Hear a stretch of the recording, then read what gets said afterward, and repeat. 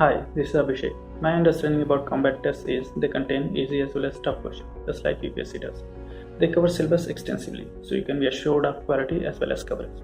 My suggestion for the upcoming test will be you have to read questions carefully, from start to end. Look for the keywords like incorrect, correct, all and only. Never ever go with the fastest finger first approach. You can take chances from your area of strength like optional. You can skip where you don't know anything. You should skip actually. And my final suggestion will be never ever forget to go through the solution, because the objective of this test should be to find out your strengths and weaknesses and work on them. Best of luck for the upcoming test. Thank you.